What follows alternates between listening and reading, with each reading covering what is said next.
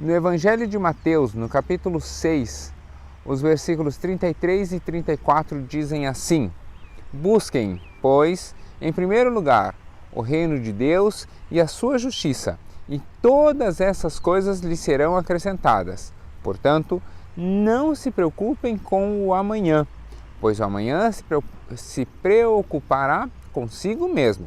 Basta a cada dia o seu próprio mal. Eu sou o pastor Alan, hoje é 31 de dezembro de 2020 e essa é a última quinta teológica do ano.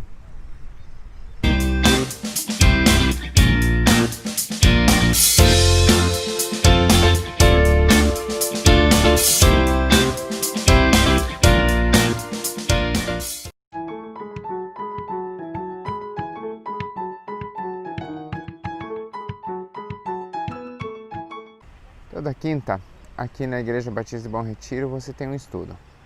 Às vezes sobre um determinado trecho das Escrituras, às vezes sobre alguma determinada data em específico, às vezes sobre alguma posição teológica específica, mas sempre algo que possa ser útil para te ajudar a conhecer mais as Escrituras, a ter mais intimidade com Deus e facilitar a sua vida no dia a dia. Por isso, se você tem qualquer sugestão, se você tem alguma dúvida, você pode postar aqui nos comentários, pode entrar em contato comigo também, que na medida do possível a gente vai respondendo. Também queria te convidar para uma série que eu tenho feito toda terça, que é de leitura das Escrituras. Chama-se A Bíblia Explicada, em que eu vou lendo e explicando trechos da Bíblia. Então, fique bem à vontade para acompanhar lá. Já está disponível todo o livro de Jonas. Tenho trabalhado semana a semana, por enquanto, o livro de Salmos, mas cada pouco eu solto uma série especial. Então também acompanhe ali, porque daqui a pouquinho tem novidades. Se você não está inscrito ainda no canal, se inscreva no canal, ative o sininho para você receber as notificações cada vez que a gente postar um vídeo novo. No Teu Legal, toda terça e toda quinta tem um vídeo novo. Então fique à vontade para receber, para compartilhar, para chamar o pessoal para o canal também, tá bom? Estou à disposição.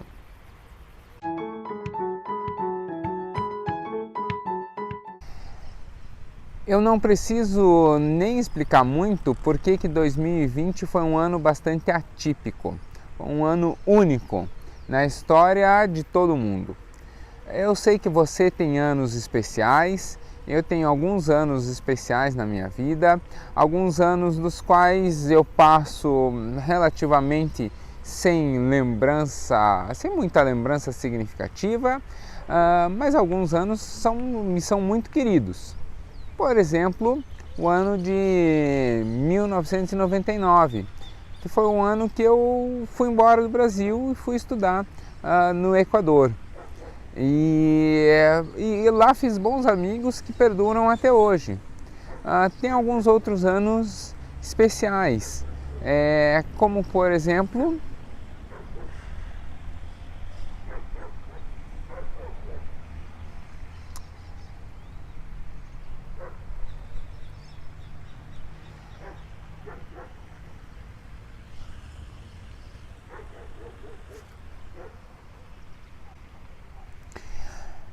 eu não preciso nem explicar muito porque 2020 foi um ano especial.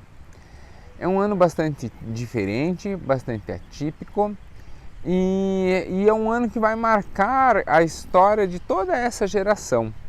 Nós passamos por uma fase muito interessante em que muita coisa de uma sociedade estruturada e estabelecida e da qual nós pensávamos que apenas avançaria, mas que as mudanças seriam progressivas e que estavam delimitadas pelo rumo da tecnologia e que na verdade eram apenas revisitações melhoradas do que já existia, foram jogadas por terra. E aí muita coisa precisou ser repensada e reinventada, inclusive muita coisa foi revisitada. Uma curiosidade, por exemplo, durante a gripe espanhola, lá no comecinho do século XX, um pastor batista da Bahia, se não me engano, inclusive de Salvador, ele foi suspenso porque ele fez na sua igreja, ele foi suspenso pela comissão de ética, porque ele fez na sua igreja uma ceia em que cada pessoa recebia um copinho com suco de uva, né? O suco de uva ou vinho, não sei exatamente o que eles usavam, mas o elemento líquido era individualizado. E isso foi considerado pelos outros pastores, pela comissão de ética, isso foi considerado uma infração, porque estava perdendo a comunhão de compartilhar o cálice. E você vê, é uma prática que nós, né, ele pensando na separação ali, é uma prática que hoje para nós é corrente durante a ceia. Então, 2020 foi um ano em que nós algumas coisas nós repensamos, algumas coisas nós abandonamos e algumas coisas nós revisitamos. O intuito dessa Quinta Teológica é justamente, já que estamos fechando 2020, pensarmos exatamente sobre isso. Eu sei que todos nós temos alguns anos que são especiais. O ano em que seu filho nasceu, o ano em que você casou, o ano em que você, não sei, realizou algum feito, ganhou algo, visitou algum lugar. Eu, por exemplo, o ano de 1999 foi um ano muito interessante para mim. Foi um ano em que eu fui fazer um ano de intercâmbio. Eu morei 99 todo fora do Brasil. E foi um ano único, específico na minha vida, em que eu fiz amizades que perduram até hoje, que nunca mais voltei lá no país que eu fiz intercâmbio. Mas veja, são praticamente 20 anos de amizades e carinho que perduraram. Então, 2020 é um ano que essas diferenças começam a ressurgir na nossa vida e nós repensarmos valores, repensarmos aquilo que realmente é importante. E aí eu queria conversar justamente com vocês sobre isso. Essa figura que está aparecendo aqui é uma das pessoas das quais eu mais admiro na história da educação. Ele não é da minha área, se bem que ele é considerado teólogo também, mas ele não é da minha área, ele é muito mais conhecido pelos seus estudos na área de física. Sir Isaac Newton é um inglês, eu visitei inclusive seu túmulo, que fica dentro da abadia de Westminster, em Londres, ao lado do parlamento inglês. E Sir Isaac Newton passou, não pela gripe espanhola, mas por um período semelhante, chamado peste negra.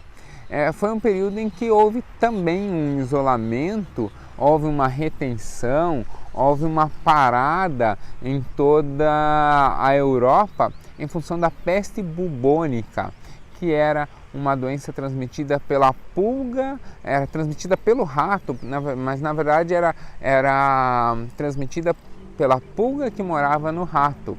As condições de higiene não eram as melhores, inclusive na Inglaterra. Até hoje, em Londres, disse que há 2 ratos para cada pessoa. Então, a peste bubônica dominou a Inglaterra e as aulas da universidade foram suspensas. Sir Isaac Newton volta depois, né, durante esse período de pausa, ele realizou seus estudos de modo autônomo e depois ele volta para a universidade, quando as aulas voltaram. Só que quando a Universidade de Cambridge retomou as suas aulas, a pausa foi entre 1665 e 1666, quando Sir Isaac Newton retoma volta para as aulas. Ele era aluno. Quando ele volta para as aulas, ele havia criado a lei da gravidade, havia criado uma série de postulados de matemática e de física e havia reinventado a fórmula de cálculos e toda a física óptica, porque nesse tempo ele se dedicou com afinco aos estudos. E aí apareceram inclusive muitos posts sobre isso, que durante a peste negra, que é a peste bubônica, na Inglaterra, Sir Isaac Newton reinventou uma série de questões. E aí eu pergunto, e o John, que estudava na carteira na frente do Isaac Newton? E o Spencer, que estudava 2 carteiras para o lado? E o Eric, que estudava no fundão da sala? O que esses homens fizeram? Eles estudavam junto com Isaac Newton. Eles pararam também 2 anos sem aula. E o que eles fizeram? A vida deles não é significativa por causa disso? Só a vida de Newton é que é importante porque reinventou a matemática, o cálculo? É lógico que a sua criação é importante para a história da educação, para a história da física, para a história da matemática. Ele alcança a fama em função disso, mas a vida dele é uma vida tanto quanto qualquer outra. É uma vida que inclusive se acabou. Falei que visitei o túmulo dele. Ele talvez se torne conhecido na posteridade, mas isso não acrescentou nem retirou dele nem um dia só a mais de vida. Então, eu fico pensando nesses outros 4 homens que estavam na sala também, ou nos tantos que também estavam na universidade e que nesse tempo não fizeram profundos estudos ou reinventaram alguma coisa. O que são desses homens? Será que eles perderam 2 anos da vida deles? Eu acho que não. Acho que não, e acho por fundamentos bem claros. Eles tiveram outras prioridades, nem melhores nem piores de Isaac Newton, apenas prioridades diferentes. A vida deles foi diferente, porque eram pessoas diferentes. A vida de cada um é assim, e é feita dentro de uma série de opções. Às vezes nós fazemos opções que são erradas, e depois lá na frente a gente corrige. Às vezes a gente faz opções que são muito meritórias, mas que acabam não se efetivando. Eu mesmo tenho passado ultimamente por uma crise. Talvez você está vendo a minha voz falhar até um pouquinho, porque eu estou me segurando aqui para não chorar.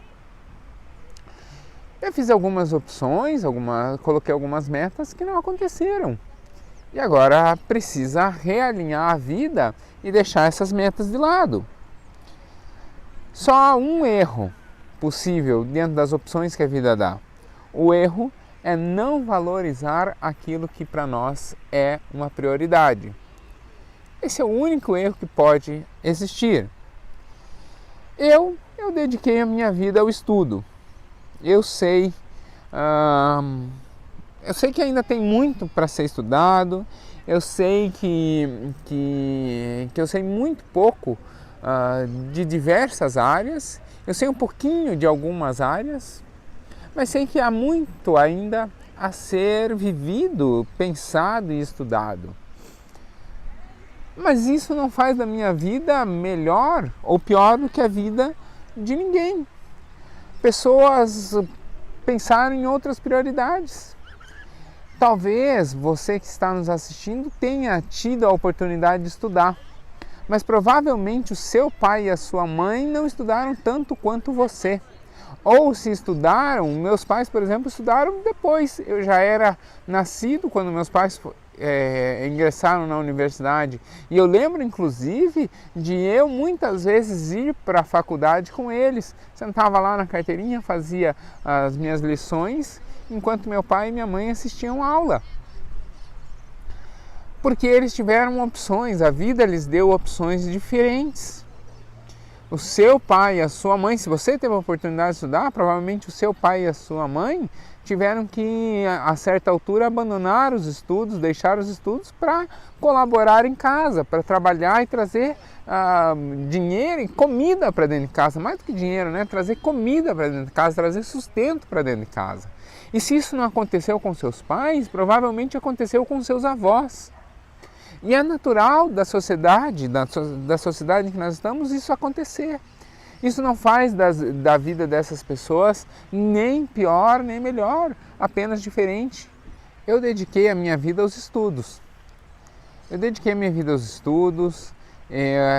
Esses dias estava fazendo a contabilidade. Eu ingressei na universidade, na minha primeira graduação, no ano 2000. E desde 2000, são 20 anos e desde 2000 eu sempre tenho o vínculo com alguma universidade estudando. Então são 20 anos de estudo apenas no ensino superior. Isso não traz mérito nenhum, isso não traz, não me acrescenta nada, nenhum dia a mais, nenhum côvado a mais nos meus dias. Isso não vai postergar a minha morte.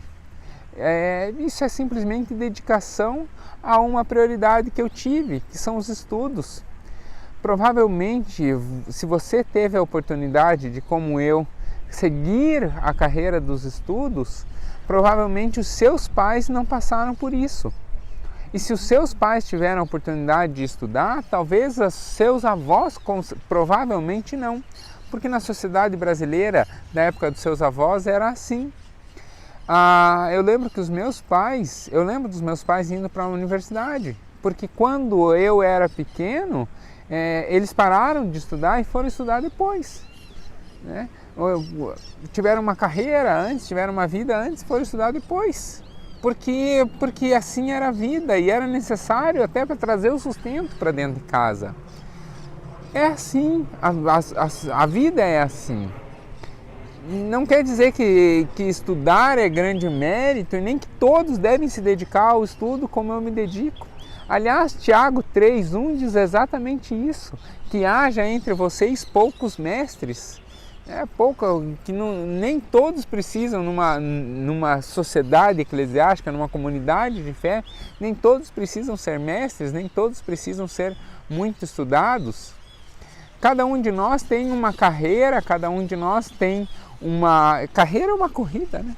Cada um de nós tem uma linha tracejada, cada um de nós estabelece uma caminhada, nem melhor nem pior, é apenas diferente, porque às vezes optou, porque às vezes foi empurrado às vezes fez planos e esses planos foram frustrados e aí precisa se realinhar.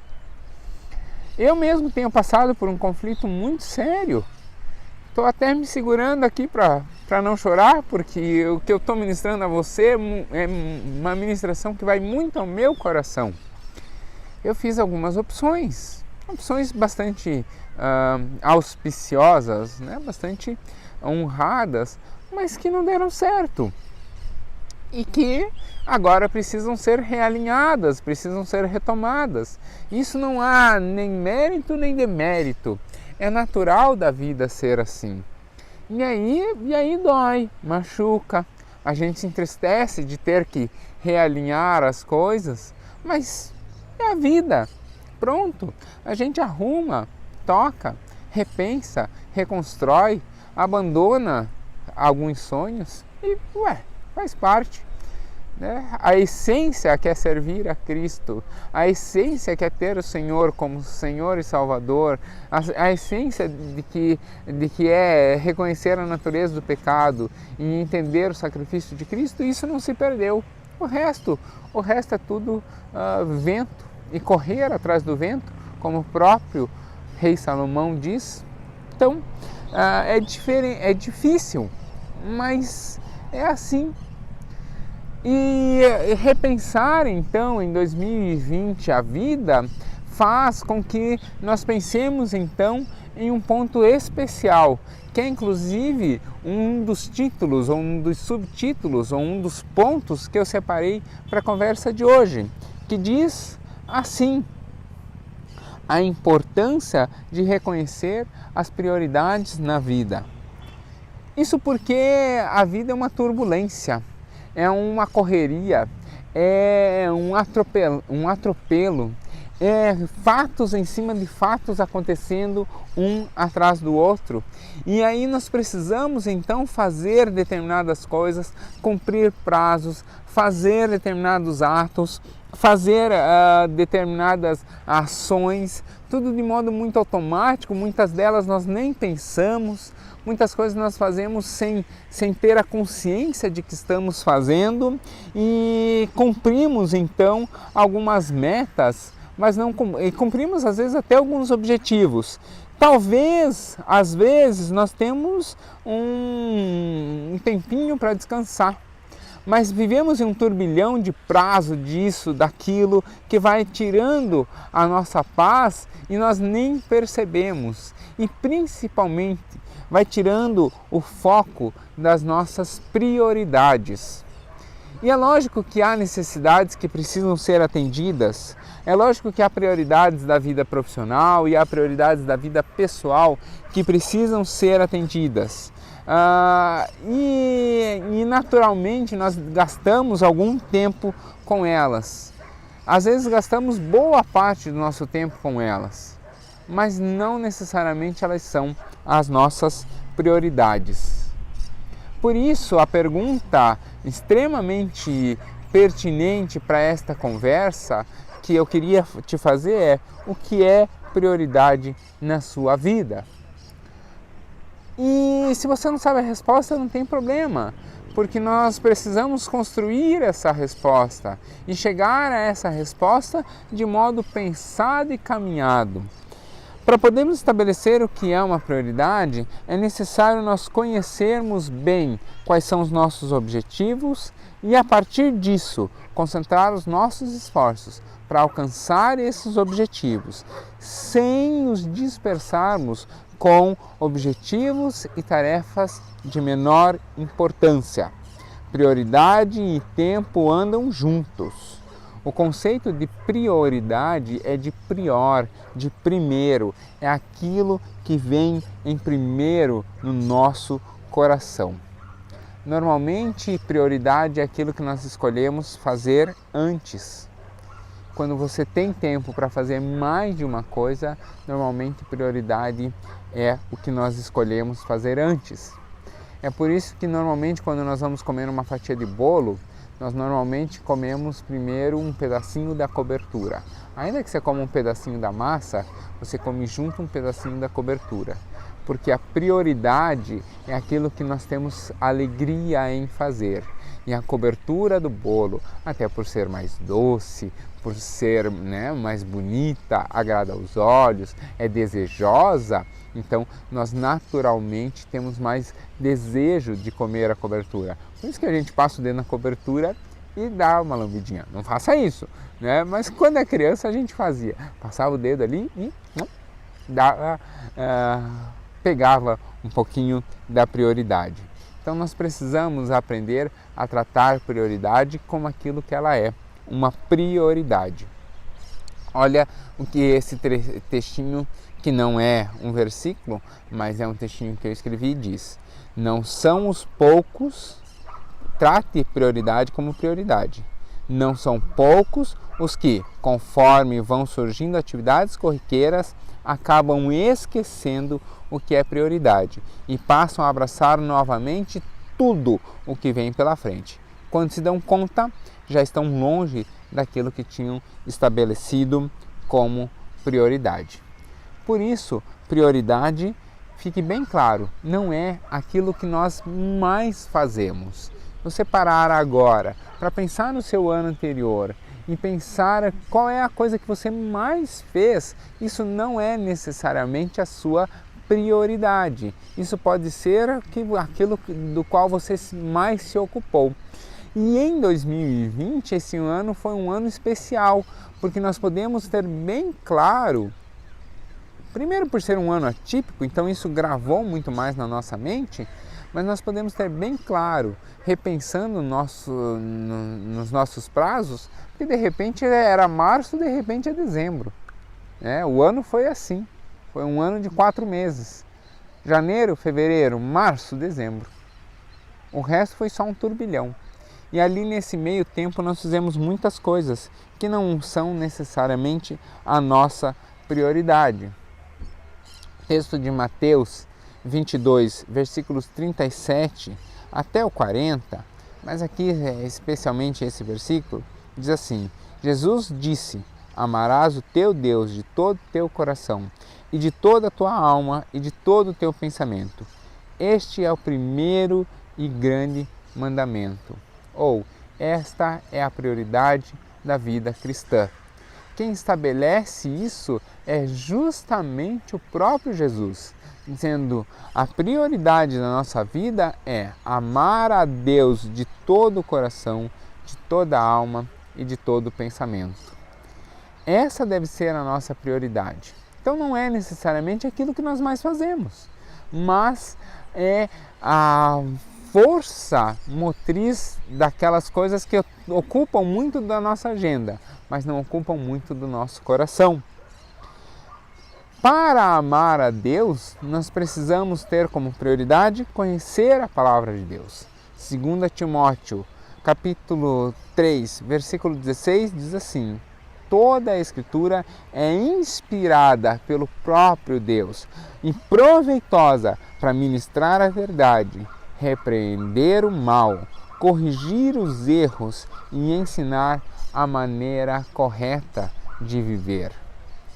Ou seja, é através de conhecer as Escrituras que nós nos achegamos mais a Deus e podemos cumprir o grande mandamento que Jesus estabeleceu. Nós podemos ter o Senhor como prioridade. E dentro dessa hierarquia de prioridades, nós temos também a nossa família.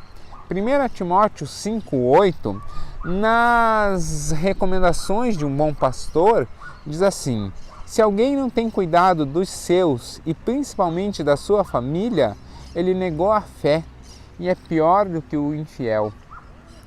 Ou seja, quando nós negligenciamos a nossa família, nós deixamos ela de lado de ser uma prioridade, nós estamos caminhando contra a palavra de Deus. Essa é mais uma prova de que as nossas prioridades não são aquilo que mais ocupa um tempo na nossa agenda. Por quê? Porque nós naturalmente deixamos a nossa família, por exemplo, para ir trabalhar, para realizar para algumas realizações, né? Então, por exemplo, os alunos chegam à fase TCC, falam assim: professor, meu filho quer atenção. Eu falo: cara, então tudo bem, dê atenção ao seu filho. E aí na madrugada vai escrever o teu TCC. Porque em algo você vai ter que sacrificar. Então, se você tem essa prioridade de ser um graduado em uma determinada graduação que exige TCC, você vai ter que desenvolver ele, tenha filho ou não. A família é uma prioridade, mas às vezes nós sacrificamos ela para realizar determinadas tarefas. Por quê? Porque lá na frente nós teremos uma ação melhor. É muito comum, inclusive, nos TCCs aparecerem agradecimentos aos filhos, justamente por causa disso, pela compreensão do tempo em que a gente se afastou. E quando nós precisamos, por exemplo, dizer não ao chefe ou à família, né, o chefe convocou para trabalhar no sábado e você tinha planejado jogar futebol ali na quadra de casa, né, na rua de casa com o seu filho. Sabe o que as pessoas normalmente fazem? Vão para o trabalho. Por quê? Porque na família ele sabe que ele vai receber perdão. Ele vai falhar com um dos dois. Ele tinha dois planos que os horários coincidem. E aí? Então, nós sacrificamos a família por causa disso. Mas é natural, por causa do tempo que nós temos e das demandas que nós temos. Isso não quer dizer que a família não é prioridade, mas o coração está na família. É isso que precisamos aprender. Ao mesmo tempo, priorize a sua igreja. Hebreus 10, 25 diz assim: não deixemos de nos reunir como igreja, segundo o costume de alguns, mas encorajemo-nos uns aos outros, ainda mais quando vocês veem que se aproxima o dia final.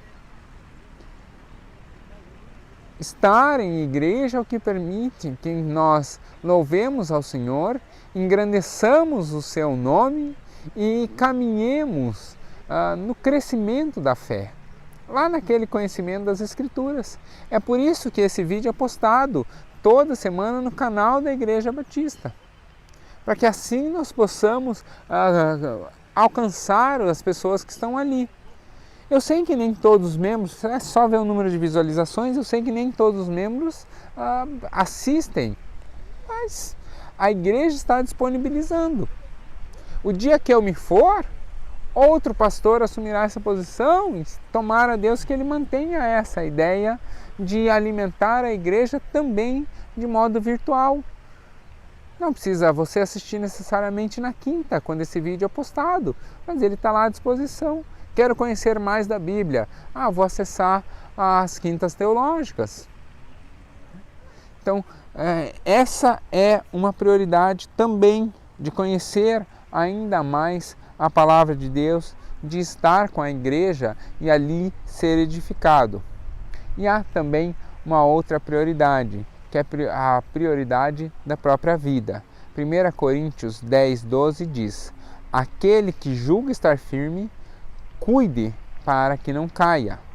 Seja cuidadoso com a sua vida, em todos os aspectos, com a sua saúde, com a sua sanidade, com os seus desafios, com os seus limites, com o seu cansaço, com as suas limitações, com estar onde você é desejado, com não lutar lutas desnecessárias, com ter que abandonar determinados projetos mais cedo ou mais tarde.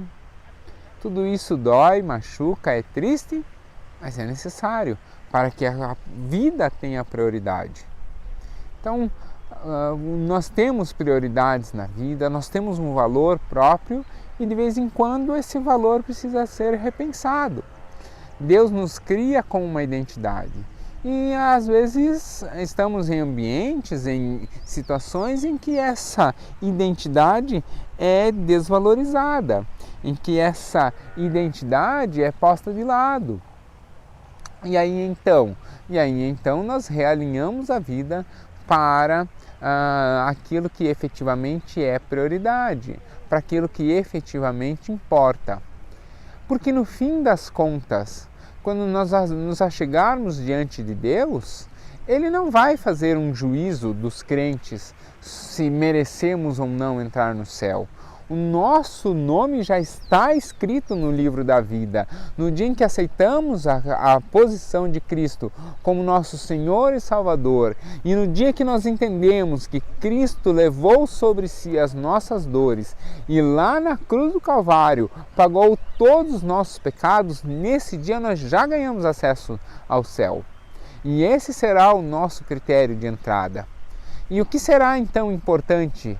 O importante então será aquilo que entregaremos a Deus nesse momento. E o que nós vamos entregar para Deus são exatamente essas prioridades. O que fizemos da vida que Deus nos deu. Essa é a essência da nossa razão de viver. Essa é a essência da nossa função aqui nesse mundo. Viver de modo relevante, a ser um testemunho vivo.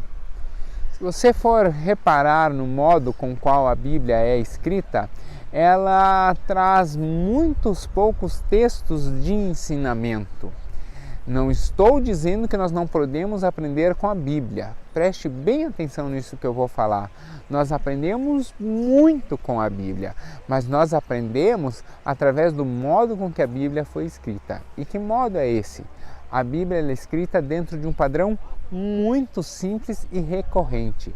A Bíblia conta a história do grande plano de salvação de Deus e de estabelecimento do seu reino, através da vida de pessoas. De Gênesis a Apocalipse, é vida de pessoas sendo contadas ali.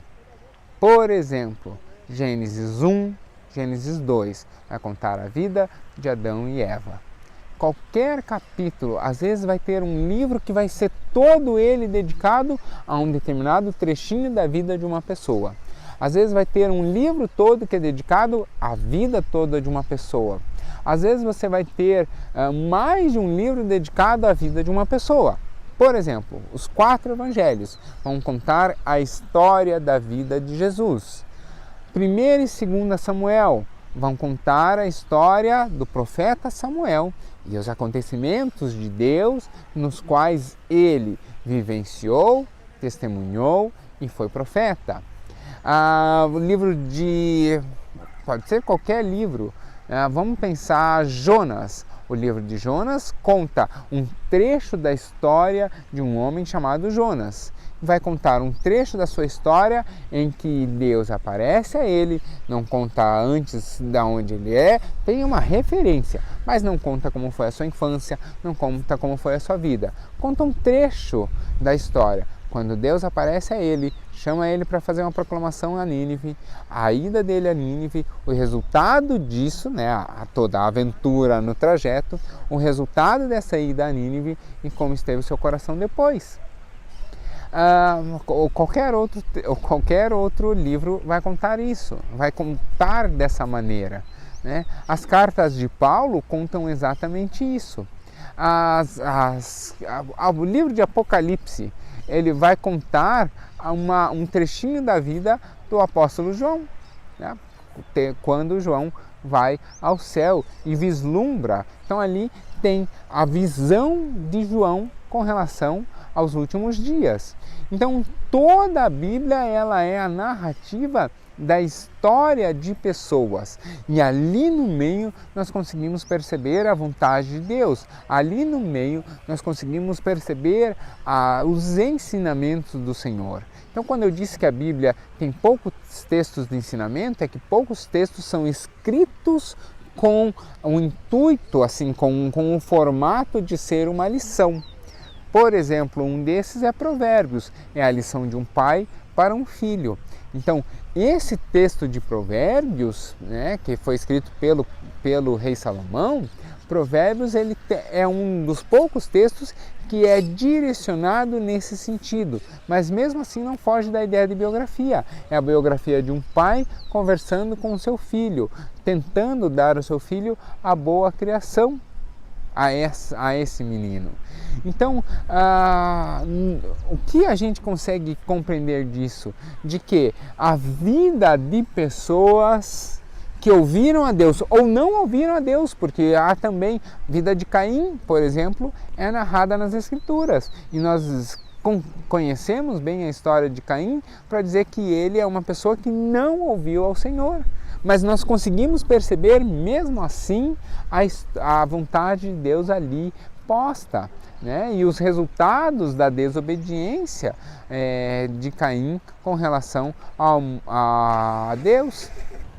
Esse fato de a Bíblia nos ensinar através da vida de pessoas me demonstra também de que a nossa vida deve ser assim, de que a nossa vida deve ser um testemunho de ensinamento, de que ao olhar para a nossa vida as pessoas devam olhar para ela e reconhecer na nossa vida não méritos nossos, mas o atuar de Deus em nossa vida e a misericórdia dele nos permitindo ser um veículo de bênção nessa caminhada.